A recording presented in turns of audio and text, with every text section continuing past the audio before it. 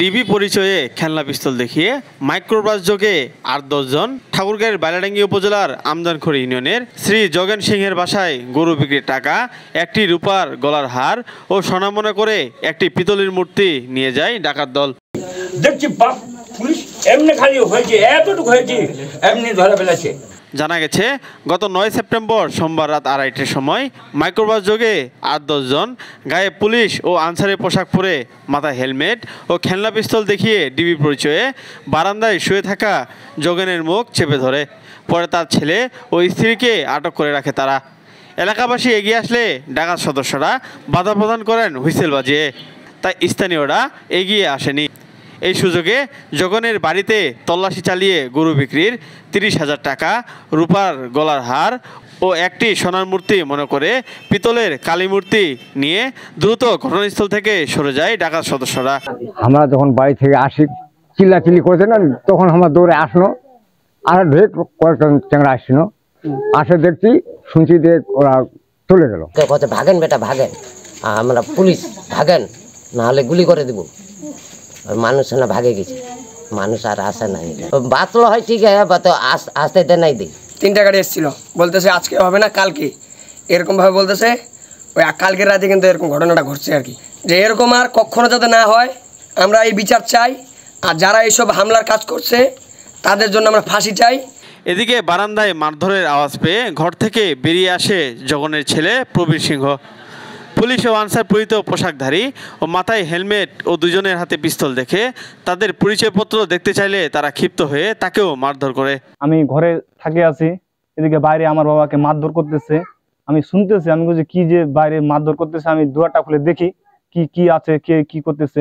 দুয়ার খুলে আসছি, হঠাৎ করে আমার হাত ধরে নিয়েছে। মুঝ কে ভাই আপনারা, পরিচয় দেন আপনাদের। বলতেছে আমরা ডিবি পুলিশ। মুঝ ডিবি পুলিশ, আপনাদের তো লাইসেন্স দেখান, আপনারা যে ডিবি পুলিশ হন তার লাইসেন্স দেখান। বলতেছে আমরা ডিবি, বলতেছে আমি লাইসেন্স দেখাইতেছি, তারা আনতেছে, তাড়াতাড়ি দেখান। এবার আমি তর্ক করতেছি ওদের সাথে, কিন্তু দেখান না রে ভাই, আরে ভাই দেখান এভাবে বলতেছি। সাডাম করে আমাকে একটা বাড়ি মারলো। বলতেছে বেশি কথা বলিস না তুই, বেশি কথা বলিস তুই, এভাবে চিল্লা। আমি চিকচাক করতেছি, দে ফের বেশি কথা করছ তুই, এবার চুপ করে থাক।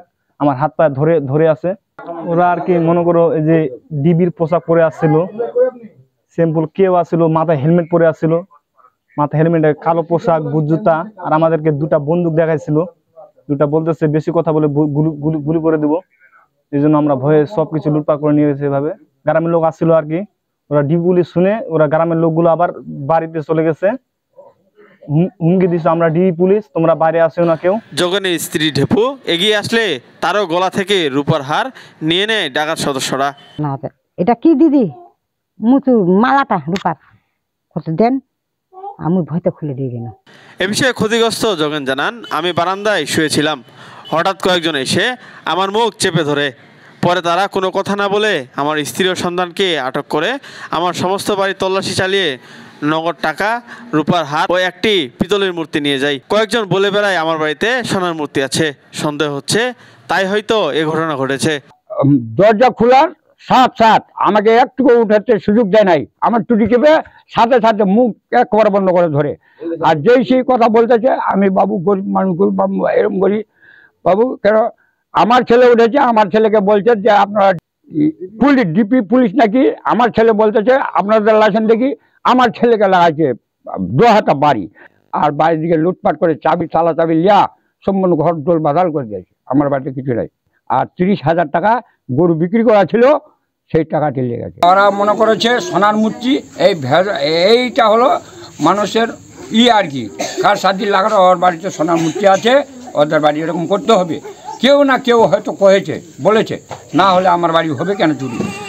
এটা আমি উচিত মতো বিচার চাই। বাইলাডাঙ্গি থানা পুলিশ জানায়, এ বিষয়ে বাইলাডাঙ্গি থানায় মামলা দায়ের হয়েছে। তারা জড়িতদের খুঁজে বের করতে কাজ করছে।